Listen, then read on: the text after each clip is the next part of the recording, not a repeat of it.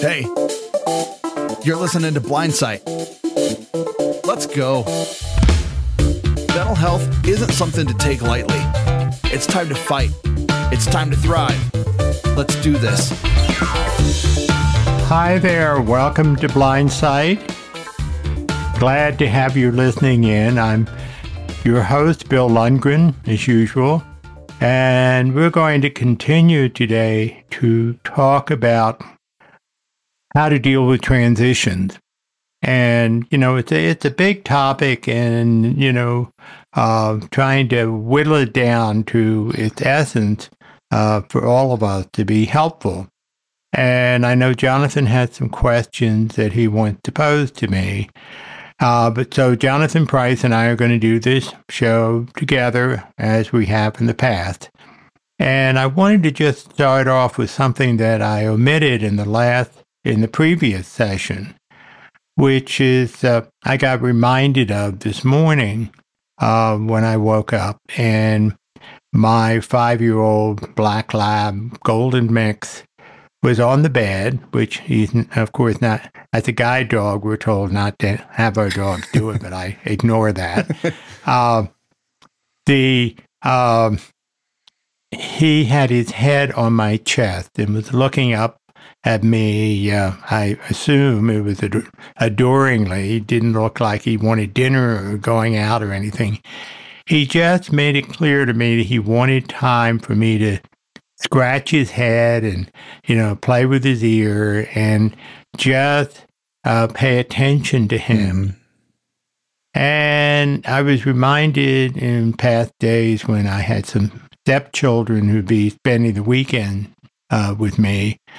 And, one was 4 years old. The other was, if I remember correctly, 6. And they'd run into the bedroom first thing in the morning and jump on the bed and want to be paid attention in the same way. And what that conjured up for me, that even in all kinds of transitions, we've got to be open to and look for gratitude. Yeah. Even in the darkest things, people will do something, or your pet will respond to you. The children will respond in a way to help you feel gratitude in the middle of all that, which helps to ease some of the pain of the painful part of transition. And we have to keep in mind those positive things, because there's always something that we can find if we look for it. And so, and to have some gratitude for those moments when, when we can be taken away from the heaviness of the transition to the place of centering and saying, yeah, okay, I'll get through this. And that's kind of my thought. What are your thoughts, Jonathan? Being able to be mindful in the moment is very difficult. Yeah. Especially when we're, I guess, we have so many things that are trying to pull our direction and our attention away from the moment or the present. I remember a few weeks ago, that's probably a few months ago, but Landon we had just come home from school. This was last year. And he had these little popper, like firecracker things that you throw on the ground and they pop. They're not super loud, but they're just kind of fun to play with.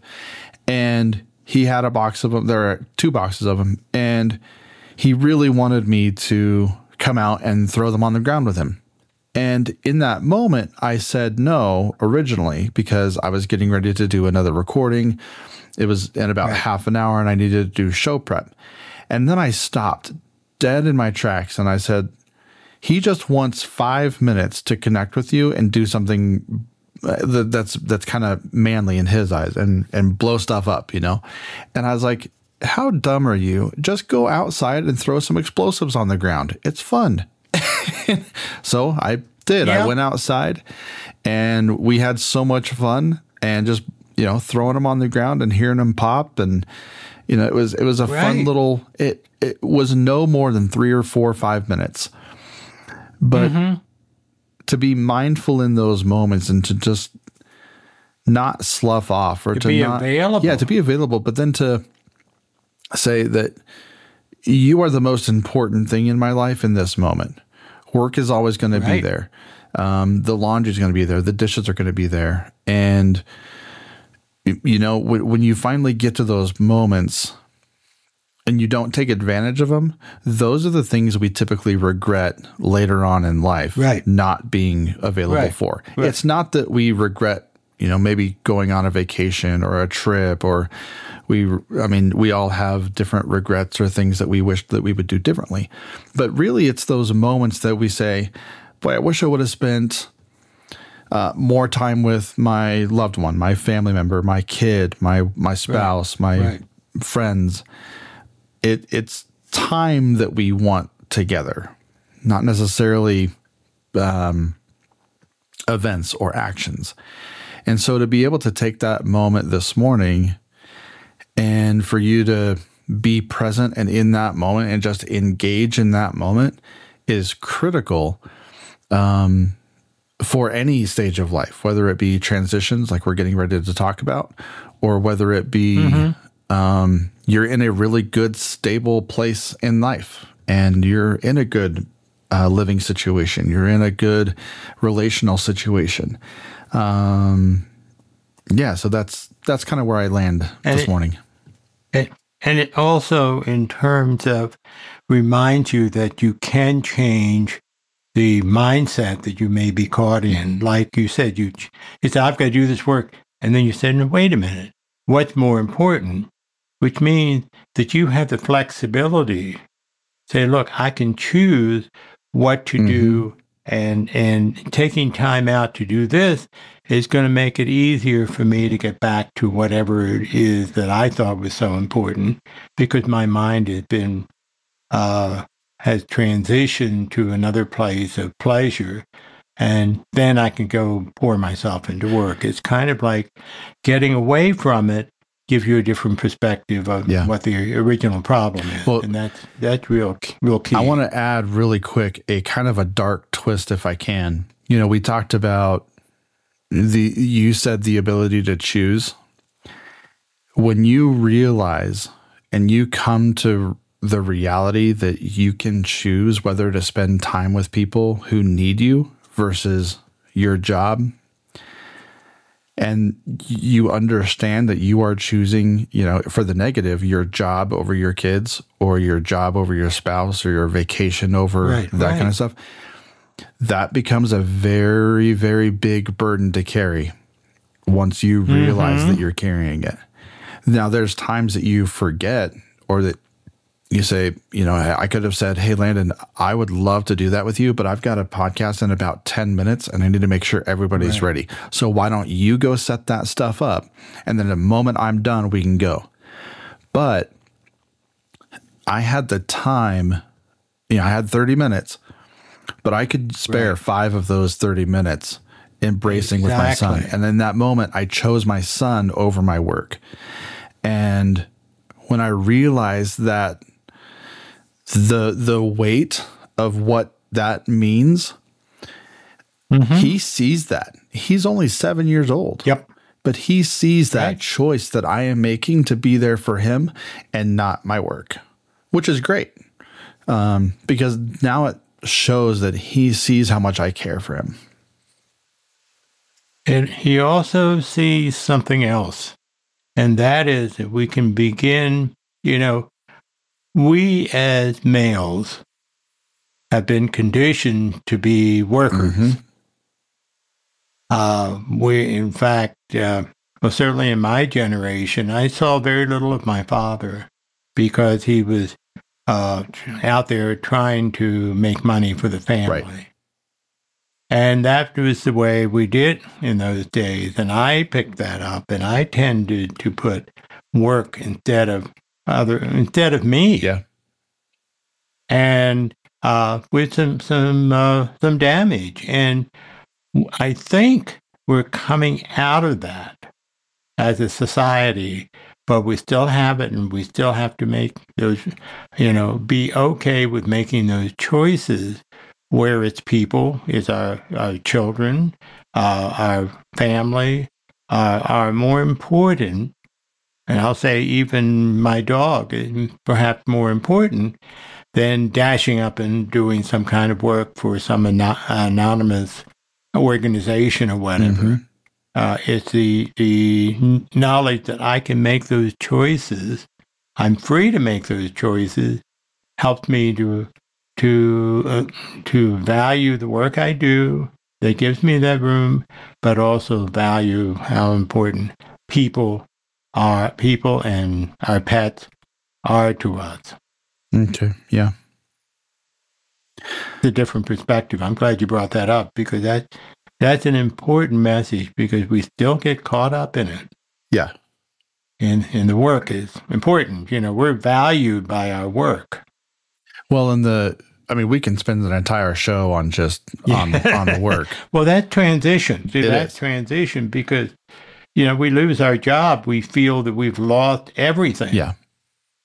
Because we have our whole image based on a job. Well, it's funny you bring up the job, because we actually have a question relating to a job. This is from Peter in Florida. He asked, "Why do I feel guilty for struggling with a positive change? I just got a new job and my family is happy for me, but I still feel guilty because it's taking more time away from them."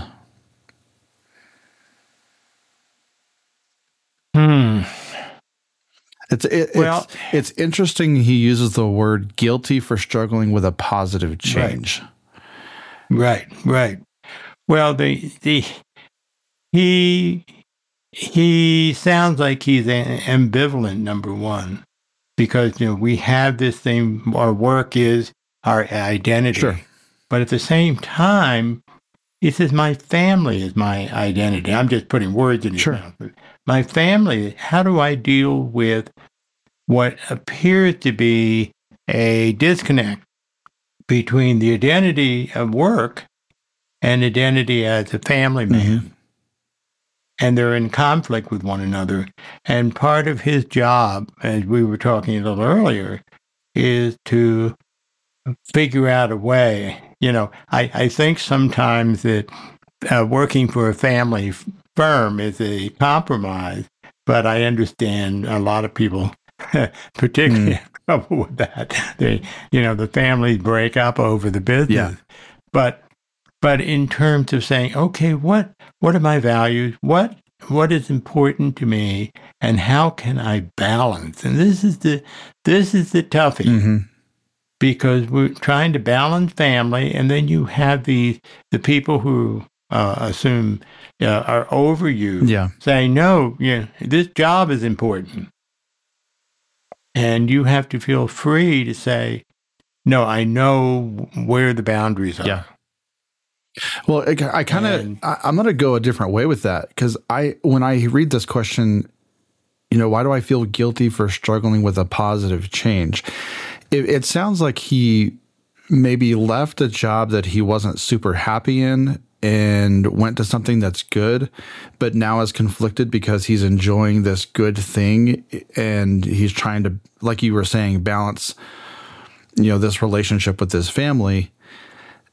For me as a man walking through something like, I'm not really in his particular situation, but when I think of, because I'm in a job that I really love, and it's making those conscious efforts. I don't think you should really feel guilty with a positive change. I think if there's guilt, it's that you're not spending enough time with your family, or that you're used to spending more time with your family and now you're not. Because maybe he was coming home from, I don't know this guy from Adam, obviously, and we don't know the whole story. However, I would assume that if he's in a really bad job, he's probably coming home more eagerly to get away from a bad job than staying at somewhere he likes, and now he feels guilty for wanting to stay at work or be in a happy job that might be taking more away from his family. taking more attention away. Mm-hmm. See, if you have a lousy job, as you're saying, you can, put all your energy in the family. But if you have a really positive job, you feel good about it. And some people have difficulty internally with success, with the idea that I've got something that's for me, and they feel guilty because they're not sure that they deserve it. And I think that is the deserving, is saying, I have this wonderful job. What happened here? What happened? Yeah, what happened? Why do I have this wonderful job? Am I going to pay the price? See, this is the other part. We think if we have something good, we're going to pay a price for it. And that can be, a family training, about the idea, do you deserve that something good? Are you worthy? And, so there must be something wrong with it, a payoff that you have to make for something that's really great for you. Yeah. And one of the areas you look at, well, maybe I won't be able to spend as much time with my family, or maybe I'm not, or, my perception is that my attention is being taken away from the family for this job. And it may in fact be kind of, as we say, a transition where we have to understand that we have control over all of this. We can control time with the family. We can also have that good job. We can have both sides working for us. And we are not going to pay a price for it. Right. And that's a hard lesson that a lot of people, anytime they get something good, something's liable to happen. So, Lakeisha, in Oregon, how can someone recognize the early signs that a life transition is impacting their mental health, and what can they do to address it before it becomes overwhelming? That's a very... That's a loaded question there, Bill. Loaded question. Yeah, absolutely. Because we have to look at, see, as I said last week, we have two parts that we can play with in this kind of situation. One is our emotional self. Oh, I'm going to, this is going to impact, this is going to be a problem. And then there's the logic self that says, okay, let me look at this. What am I concerned about? What am I afraid of? What's going on here? How is this impacting negatively on me? And that's a logic question. And we have to kind of close the door and just sit down and ponder those very important questions. That's for starters. If we have some trouble doing that, that's when it's helpful to have, a job coach, life coach, or a professional in some way help us to sort this out. There's always that option. But we start really, and in talking to other people. See, one of the problems, and particularly we as men, do not like to reveal anything to anybody. Sure. And that's our training. And so consequently, for us to say to somebody, look, I have this dilemma, somebody that we trust, this is what's going on. What do you think? And I don't mean somebody in the family, because they have their biases. Yeah. But a friend, if someone is another professional, another, in a comparable kind of position, say, this is, our clergy. Yeah. If they know, if they have some pastoral training, that will be helpful. If you feel confident in that person, and say, this is what my dilemma is, and can you help me with that? And sometimes it pays to talk to several people, and then out of that come up with what fits you, an understanding that fits you, how all of this fits together for you. So, how can someone recognize the early signs that life transition is impacting their mental health? I think you first have to know. Boy, the easy answer is to kind of know yourself and to understand what makes you tick. Well, more than that, it's to be more specific. How is that impacting on your mental health? Right. For example, and that's part of the issue, and that's the first thing you want to figure out. In what way do I perceive it as impacting on my mental health? For example, if you're working in a company where they're doing some things that are unethical in your mind, that will stand out. And you might say, well, it's a good job, it pays well, I'll just overlook it. And even the fact that you're raising the question is a sign that think again. Yeah. This is not working for you. Yeah, just addressing the question and saying something is going wrong. That's a very wise thing to do. Just in asking that question. So, Lakeisha, and I hope that helped. Bill, did you have anything else on that?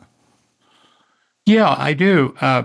The other thing is related to our earlier question, and it comes back again, as I'm saying, that intellect saying, how exactly is it impacting on me? Is it, I said ethics, but let's say that it's working someplace where they're really telling you, forget the family or forget, you've got to, be here all the time, and we call you at home, and you don't have anything away from there.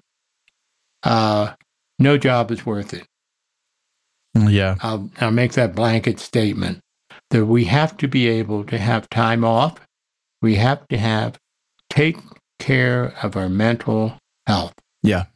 And it means, it comes back to the self-care issue. If the job is impacting on us, no job, no amount of money, believe it or not, is worth it.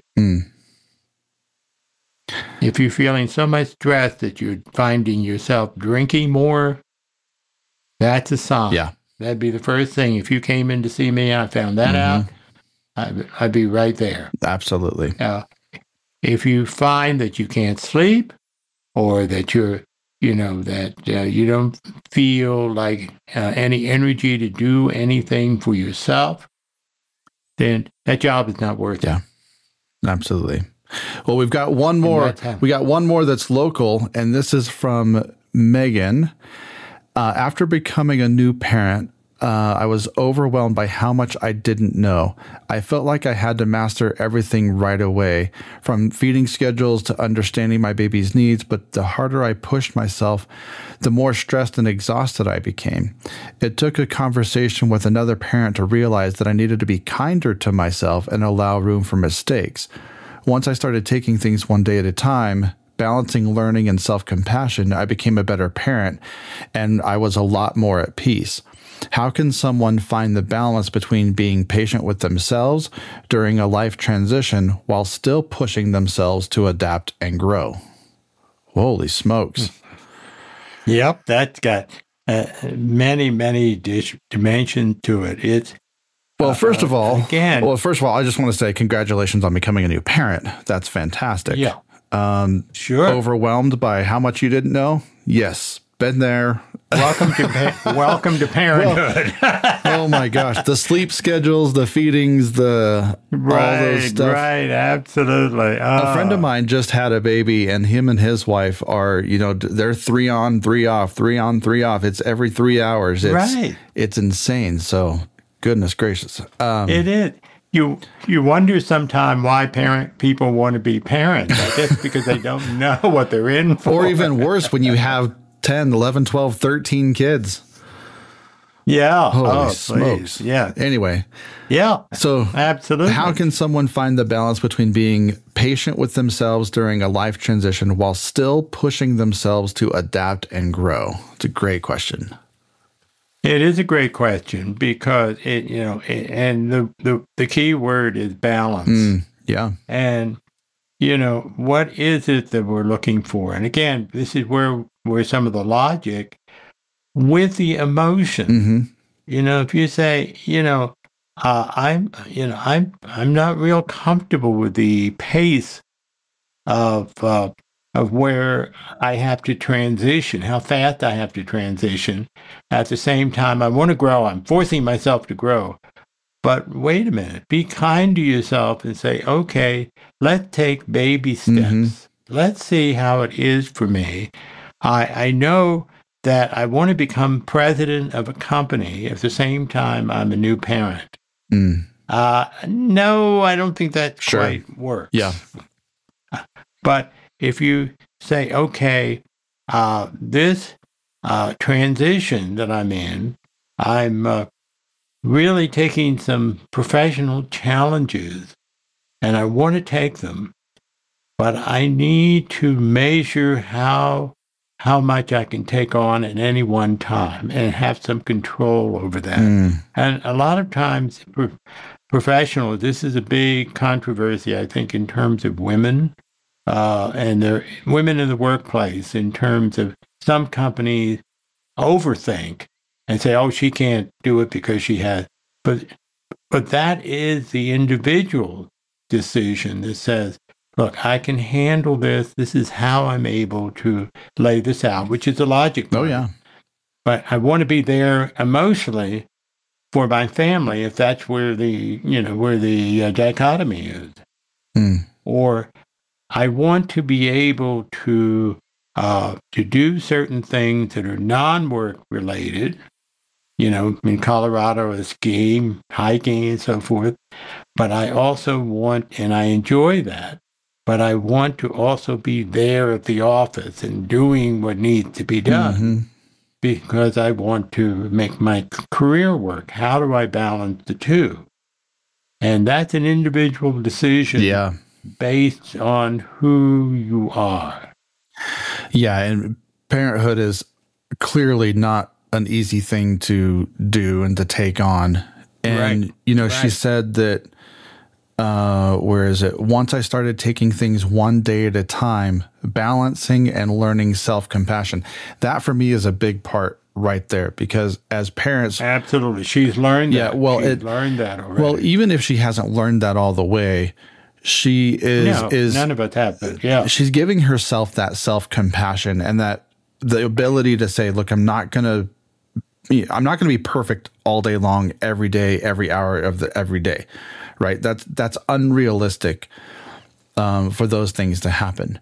Transitioning from being I'm assuming she doesn't have any kids before this first one, but, being a single lady or married, she now has a kid. That's a huge transition, and learning to be at one with yourself is difficult. And when you're trying to adapt and grow, when you want to learn new things and do those things, it takes that other mindset to say, okay, I'm going to learn and grow in parenting. I'm going to learn and grow in wisdom or in whatever it is that you're trying to learn and grow or adapt and grow in. But yes, having that self-compassion component is massive. It is. And that's one of the things that parenting kind of forces you to take a look at those choices, because you can't have it all. No. Despite what people say, you can't have it all. So you make some choices. Okay, I get great pride in watching my child grow. And I also get some great feelings from my work, my line of work, whatever I do. What she's asking is, how do I balance the two? And, the balance is, again, as I said before, experimenting, seeing, take small doses You can't so much in the parenting. That kind of is laid out for you by, right. By having a kid. Yeah. But gradually watch yourself as you take some time for, those other things that you value. And also, that can be where some people can help. Mm-hmm. For example, if you get creative and you find that several women with children have the same thing, you can take turns and take care of the kids. Yeah. Pull the kids. Right, yeah. And while you experiment with whatever it is you want to do and find out how much it takes. Yeah. One of the things I'm constantly amazed at myself about, because it's, I'm supposed to be a therapist. I'm supposed to know what I'm doing. I even have a podcast, but then I do dumb things like saying, oh, I can't do this. Right. And then, I do it, and I said, oh, it wasn't that hard. Right. But we build a ghost in our mind, a shape in our mind that something is going to be, if we do this, we can't do anything else. When really, when we give it a try, we say, oh, why was I such a nutcase about this thing that I was putting off? Yeah. And I'll tell you, this is going to sound really stupid, but yesterday I finally realized, poor Aiden has had a doggy bed for a couple of years and hasn't been washed, and I don't know how to wash it. Mm-hmm. And so I thought, well, finally, and I put it off because I didn't know what to do. Sure. Which is dumb. I'll admit that. So I finally discovered that there was a tag on it that gave the instructions. There you go. And I couldn't get the instructions to come up on my scanner. Okay. So I went to my neighbor and I said, look, what are the instructions? And she told me. And in fact, she turned around and said, look, I can do this. And she put the bed, and I took it apart and then put it in, and this morning, last night and this morning, he was sleeping in his own bed instead of mine. There you go.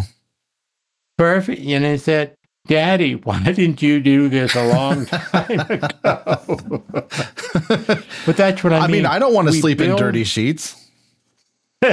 Right. You don't sleep in dirty sheets. Why do you expect me to? Right. Exactly.